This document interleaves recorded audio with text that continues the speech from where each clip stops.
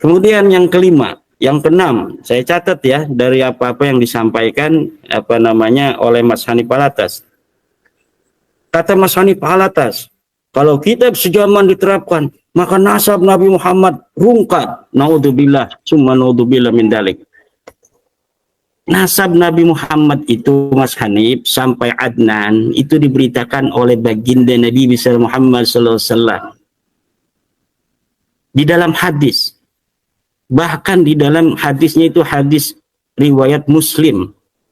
Dikatakan dalam kitab riwayat Muslim itu bahwa Nabi Muhammad SAW itu dari Kinanah. Ya. Nabi Muhammad itu dari Kinanah. Ini jangan sampai kita gara-gara kita untuk mempertahankan nasab, ini menjadikan Nabi Muhammad nasabnya sebagai bemper. Naudzubillah summa naudzubillah. Nabi Muhammad itu nasabnya melalui wahyu. Wa ma yantiqu 'anil hawa in huwa illa wahyu yuha. Di dalam Al-Qur'an disebutkan bahwa Nabi Muhammad itu, orang-orang Arab itu keturunan Ibrahim. Millata abikum Ibrahim. Agama ayah-ayah kalian. Siapa ayah kalian? Ibrahim. Itu kumnya kepada siapa? Kepada orang-orang Quraisy. Ini menyatakan bahwa wahyu sendiri mengatakan Nabi Muhammad orang Arab itu keturunan daripada Ibrahim. Ini sudah nas Al-Qur'an. Adapun amud nasab sampai Nabi Ibrahim tidak dibutuhkan lagi. Untuk mengisbat Nabi Muhammad keturunan Ibrahim tidak butuhkan amud nasab karena sudah ada Al-Qur'an yang menyatakan. Kemudian mengenai Nabi Muhammad SAW sebagai keturunan daripada Kinanah, itu hadis mengatakan dari riwayat Muslim. Jadi nggak perlu lagi kita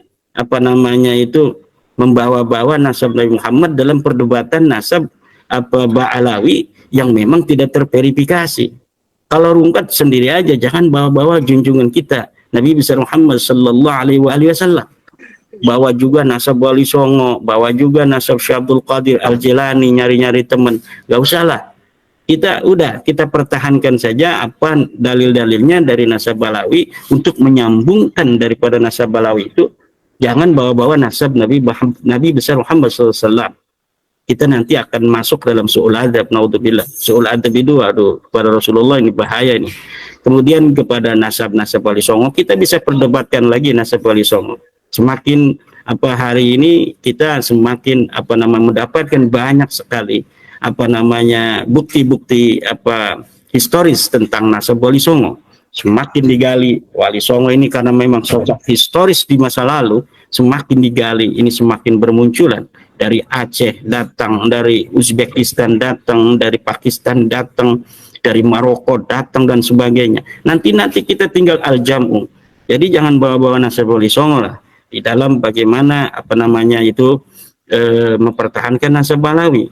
Kalau Wali Songo kepada Balawi sudah jelas semua keturunan Wali Songo yang mu'tabar dari Naqabah Ansab Aulia Tis'ah itu menolak nasab Balawi nyambung menurunkan Wali Songo. Dari Aceh menolak, dari Uzbek, dari Pakistan, Maroko dan sebagainya.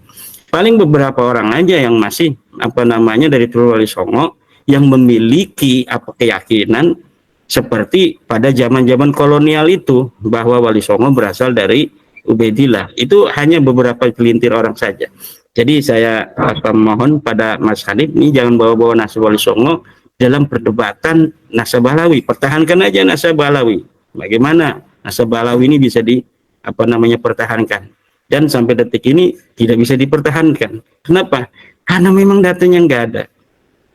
Kemudian kesimpulan Mas Hanif Alatas itu tidak satu pun bisa menjawab 12 pertanyaan daripada tesis saya, dan telah nyata bahwa metode-metode menetapkan nasab tidak bisa mengisbat nasab Balawi.